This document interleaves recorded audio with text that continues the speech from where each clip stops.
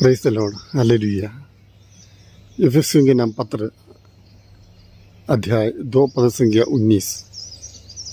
Letter to Ephesians chapter 2 verse 19। आप लोग अब परदेशी या प्रवासी न रहे, बल्कि आप संतों की नागरिक और ईश्वर के घर के सदस्य, घराने के सदस्य बन गए हैं। आप अब परदेशी या प्रवासी न रहे। हम परदेशी नहीं हैं, हम प्रवासी नहीं हैं।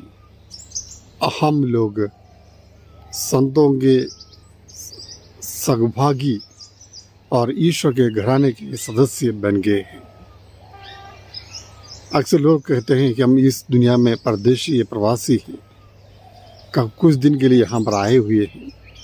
हमें अपने स्वर्गीय पिता की ओर लौटना चाहिए, अपना स्वर्गीय घर को प्राप्त करने के लिए जाना चाहिए।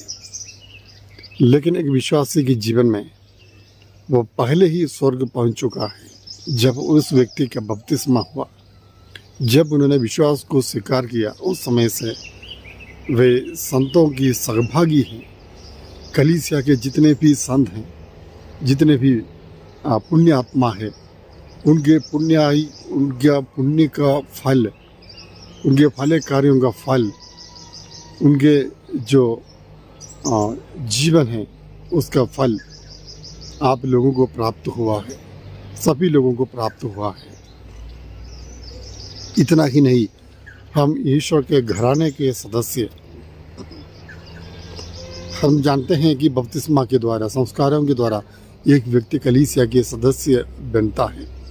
इतना ही नहीं, प्रभु के घराने के सदस्य, कलीसिया के सदस्य बनने का मतलब भी है कि प्रभु का घर का सदस्य बनना, ईश्वर की संतान बनना, पुत्र पुत्रियां बनना।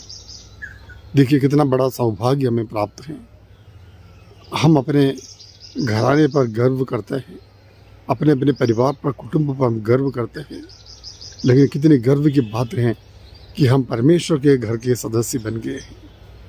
परमेश्वर के घर के सदस्य बनना स्वर्गीय अनुभव में जीना है, परमेश्वर के सानिध्य में रहना है, संतों के साथ, कलीसिया के धर्मात्माओं के साथ, स्वर्गदूतों के साथ सब रहना है। तो इस प्रकार का एक पवित्र जीवन बिताने के लिए, एक स्वर्गीय जीवन बिताने के लिए हम बुलाए गए हैं। हमें प्रभु को धन्यवाद देना चाहिए। हम यहाँ पर निरय मनुष्य नहीं, प्यारे भाई और बहनों। प्रभु का आत्मा, पवित्र आत्मा हमारे हृदयों में शासन करता है।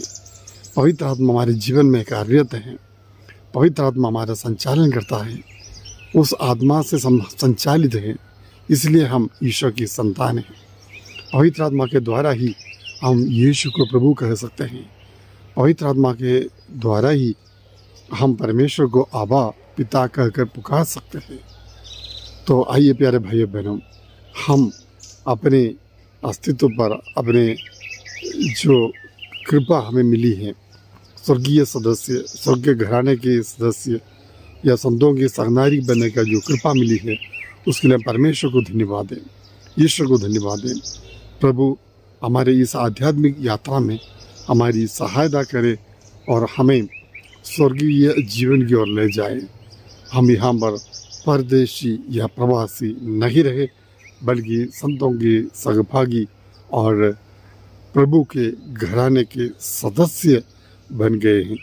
संत पौलुस का ये वचन हम हमेशा याद करें और अपने आत्मिक जीवन में हम आगे बढ़े। हमें आज के इस वचन के लिए प्रभु आपको धन्यवाद देते। प्रभु आपने हमें अपने घर का सदस्य बनाया।